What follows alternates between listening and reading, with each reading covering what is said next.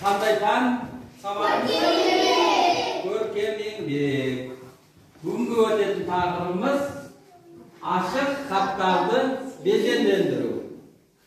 Ашық хатты ең алғашқы шыққан кезеңі ол 18 ғасырда Францияда шықты деп аталады. Ал кейбіреулер Японияда шыққан дейді. Жапондықтар оны ертеде мынау жеміс ағаштары гүлдеген кезде, қар жауған кезде өздері бір-бірін құттықтап ашық хаттар жазған. Ал Қазақстан елімізде біздің де хат жолдау болған ба? Болған. Бізде де ертеде хат жазып, бірақ шабарман аттарға беріп, атпен барып хатты жеткізген. Немесе көгершін. Біз не дейміз көгершінді? Кептер деп те айтаймыз. Сол құсқа хатты аяғына байлап, ұшырып жіберген. Ол керекті жерге барып жеткізген сондай хаттарымыздан. Ал қазірде біздер үйге, біреуге, досымызға, ата-анамызға жақсы көңіл күй сыйлау үшін не қыламыз? Ашық хаттар жасаймыз. Ол жерге өзіміздің жылы лебізімізді, жылы сөздерімізді жазамыз және өзіміздің ойымыздан шығарған тақпарымызды жазамыз. Міне бәрекелді. Ал енді қазір біз сендерді осы неге қарап сабағымызда Қазақстан елінде қандай мерекелер білесіңдер? Бірінші бір топтан нешеуін, екеуін естейік. Қайсысы? Жаңа жыл, туылған күн және Туылған күн бұл тек отбасымызда. Болды, бәрекелді, отыр. Республика күні, достар күні. Достар күні, отыр. Қазір күндер болсын? Бірлік күні Жаңа жыл мерекесі, дұрыс. Сендер? Наурыз мерекесі. Және қандай мереке қалды?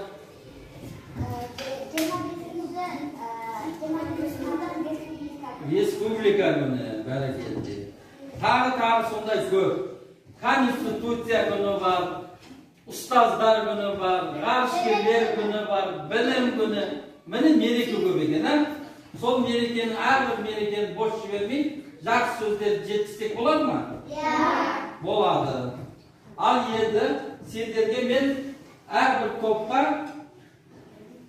ашық хаттардың түрлерін беремін. Бірінші тобымыз шырша тобы жаңа жылға қарсы ашық хаттарын өздері жасайды. Гүлдер тобы өздерінің 8 наурыз мерекесіне аналарға қарсы, қыздарға қарсы жылы лебіздерін білдіріп, ашық хат жасайды. Алғыс айту күніне мынау қандай наурыз мерекесіне өздерінің жылы лебіздерін білдіресіздер. Енді балалар жұмыс бастамай тұрып, қауіпсіздік ережесін еске түсірейік, Қауіпсіздік ережесін кім айта алады? Біз қайшымен жұмыс істегенде бір-біріміздің көзіне жақындатпауымыз керек. Көзге, мұрынға, ауызға жолатпауымыз керек. Жолатпау керек. Дұрыс, отыр, бәрекелді. Жарайсың. Кілемен қолданған кезде қолымызды кілеге жақындатпау керек. Және де қолымыз кілеге қолданған кезде мұрнымызға, аузымызға құрамызға ұстауға болмайды. Дұрыс, бәрекелді. Жарайсың. Ал қаламмен Бастыруға болмайды. Иә, дұрыс. Бол, дұрыс. Бәрекелді. Қаламмен жұмыс істеген кезде оны аузға салып ойнауға болмайды. Бір-бірімізге ішкі жақпен қаратуға болады. Дұрыс. Бәрекелді, жарайсың есіңде. Ал енді жұмысымызды бастаймыз. Бірінші кезеңге біз ашық хаттың tek sırtı bölümünü istep alamız, ya? Qani A4 qog'ozmen yegi buktep, onu sırtına kerekli түсті жабыстырамыз. İsteyik sonra.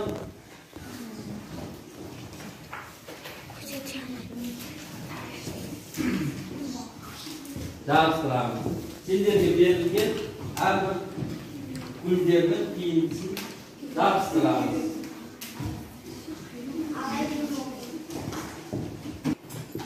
Al balalar, mынау әр топтың өзінің тапсырмасына сай қандай тақпа өнерлерің бар. Мынау жаңа жыл шырша тобында жаңа жылға арналған қандай тақпақтарың немесе тілектерің бар. Наурыз, келеді бүгін жалғыз. Біз ойнаймыз далада, біз тоймаймыз наурызға. Жарайсың. Азияда халықтардың мерекесі, жаңа жыл мерекесі наурыз, е? Міне бәрекелді Дархан. Дұрыс, өте.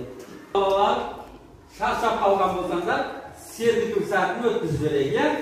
Орнынан тұрамыз.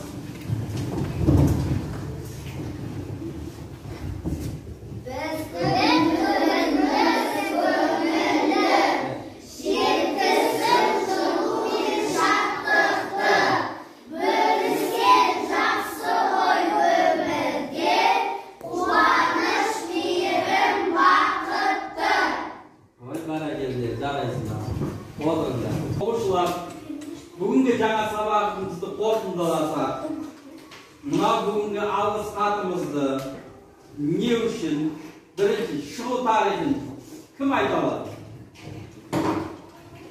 Шығу тарихын. Ол 8-ші ғасырда Францияда таралған. Дұрыс. Бәрекелді. Ашық хатты не үшін жасаймыз? Атты отбасында өсе басқа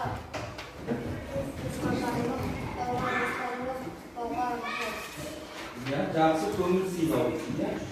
Ал барыңыз. Ашық хатта біз жаңа оның ішіне Берекі көңіл. Бәрекелді, жарайды. Ал жұмыстарын аяқтап қалды. Олар бәрекелді. Ішінде жазылды. Кімге арнайсың? Атасына арнайды. Бәрекелді. Жарайсың. Және кім аяқтады? Кәусар аяқтады. Ал Кәусар көрсетіп сен жұмысыңды. Ой, бәрекелді. Кімге арнайсың сен өзің? Әкесіне арнайды. Бәрекелді. Жарайсың. Дархан. Мен бұл ашық хатты әкеме арнаймын. Әкесіне арнайды. Бәрекелді. Қан сен ашық хатыңды кімге арнайсың? әкеме. Әжесіне арнайды. Бәрекелді. Жарайсың. Міне жаңа жылға арналған ашық хатың. Қараңдар. Ішінде бұлай суретін салып, гүлін көрдіңдер ме? Құттықтау сөзін дайындап жазып қойған.